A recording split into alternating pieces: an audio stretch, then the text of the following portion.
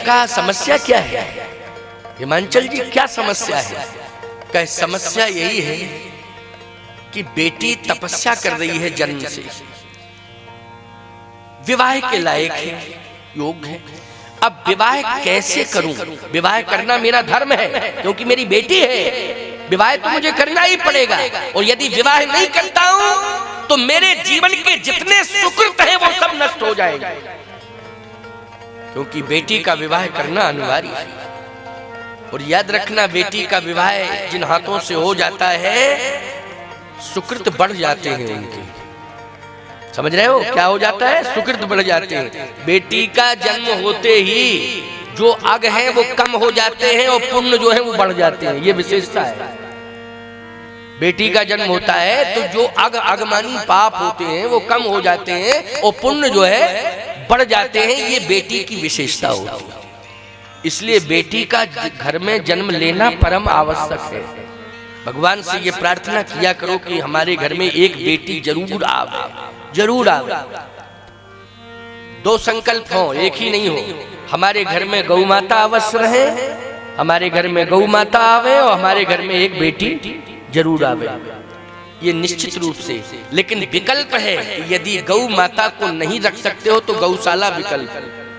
लेकिन उस गाय का प्रतिवर्ष का भार वहन व्यक्ति को करना पड़ेगा, ये धर्म कहता है।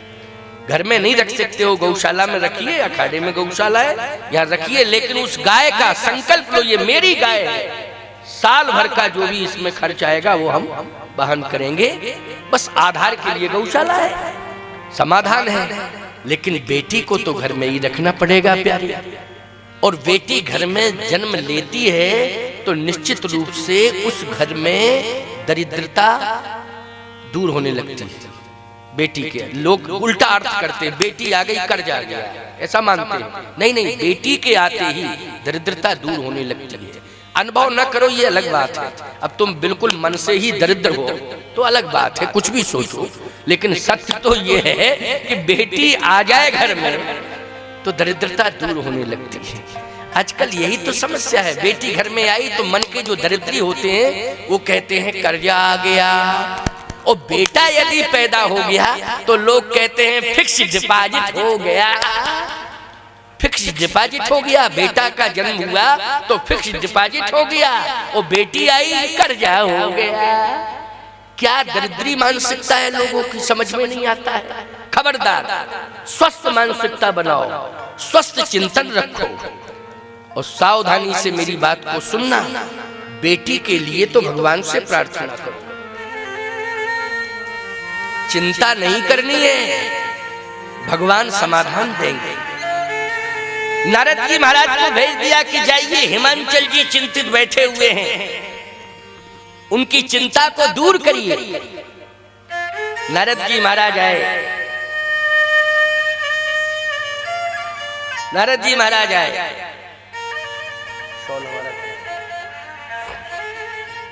नारद जी ने कहा चिंता मत करो हिमांचल जी, सोचने की जरूरत नहीं है, क्यों चिंता कर रहे हो?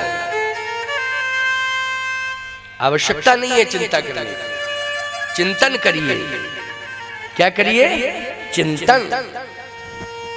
चिंता मत करो, चिंतन करो। हिमांचल जी ने कहा महाराज चिंतन तो कर रहा हूं, लेकिन चिंता है कि अब पहली समस्या तो ये कि बेटी विवाह कराए तब ना, और फिर विवाह के लिए इच्छुक भी हो जाए तो वर कहां मिलेगा। तो आप ही समाधान दो का, चिंता मत करो, सब कुछ ठीक हो जाएगा। नारद जी महाराज पार्वती जी के समीप पहुंचे।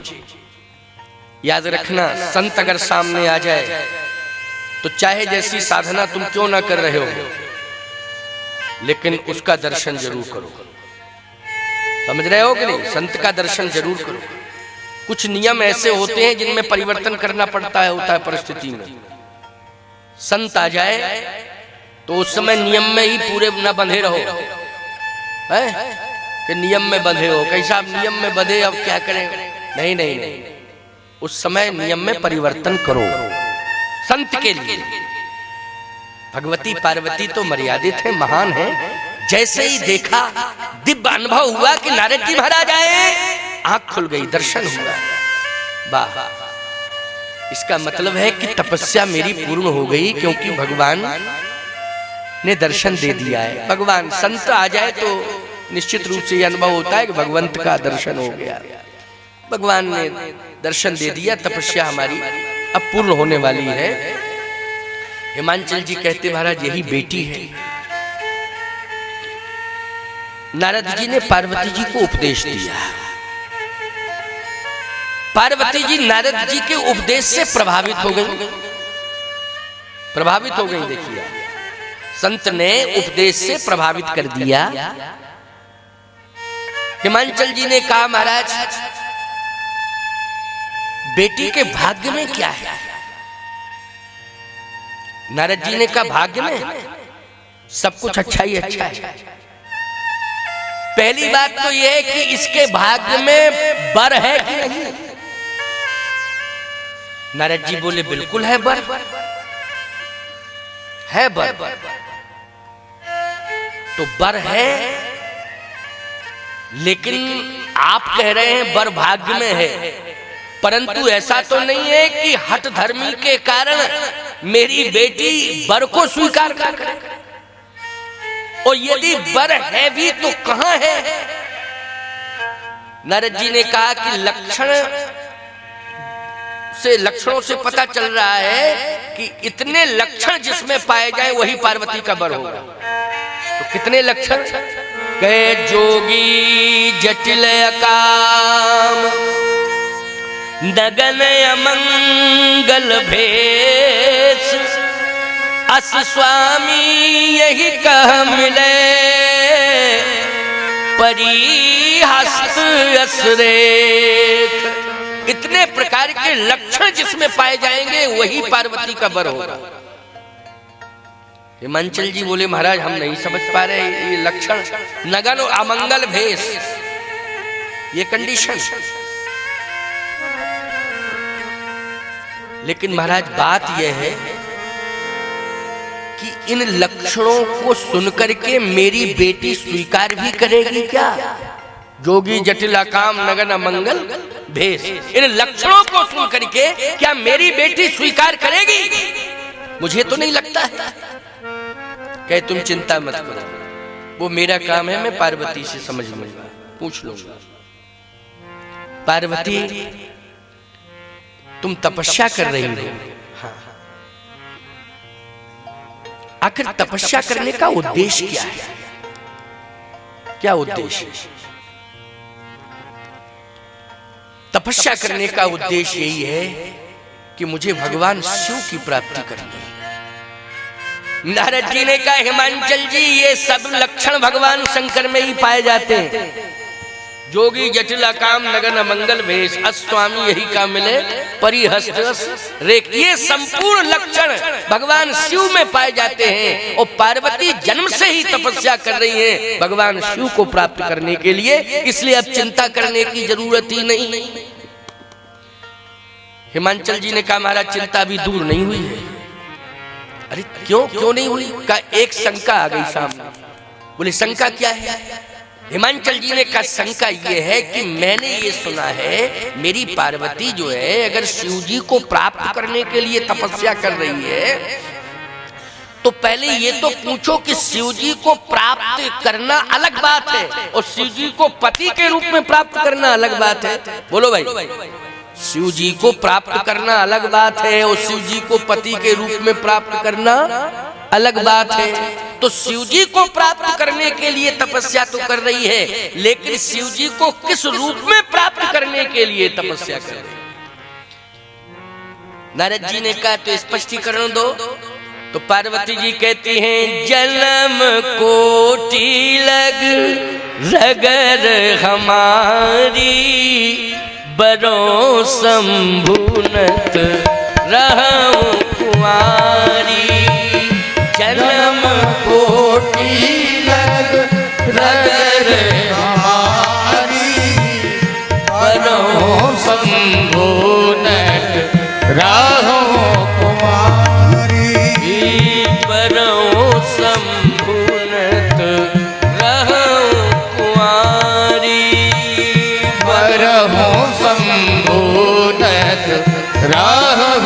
कुंवारी।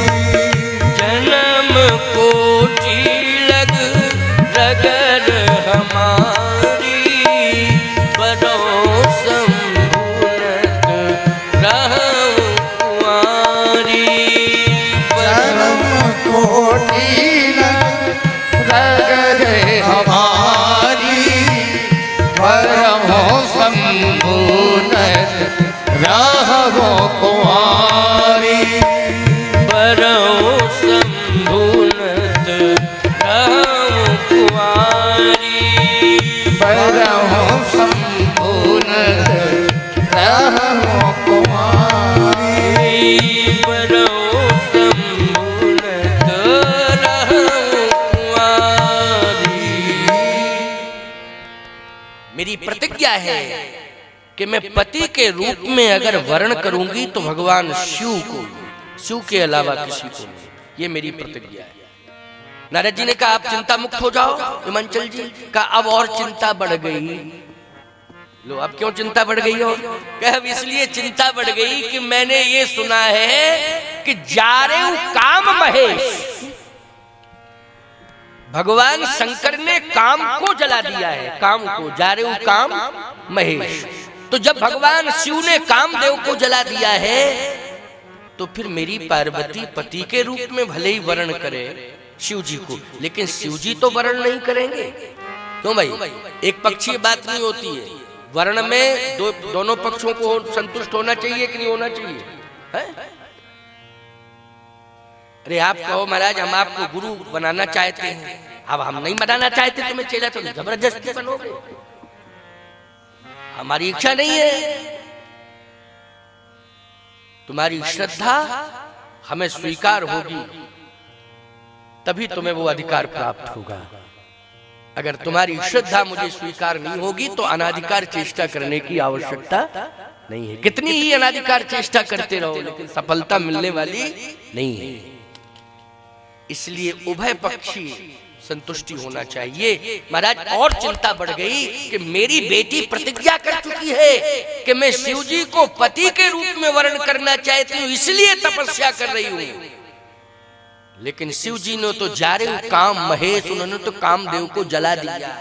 और जब कामदेव को ही जला दिया है तो वो कैसे पार्वती को पत्नी के रूप में स्वीकार करेंगे? नारद जी ने कहा ऐसा है, ये जो विवाह का विधान होता है वो विधि द्वारा निश्चित होता है। किसके द्वारा निश्चित होता है? विधि द्वारा। और अगर विधि द्वारा ये निश्चित होगा तो इसका विधान जो है पूरा भगवान कराएगा। अब इसमें तुम्हें सोचने की जरूरत नहीं है।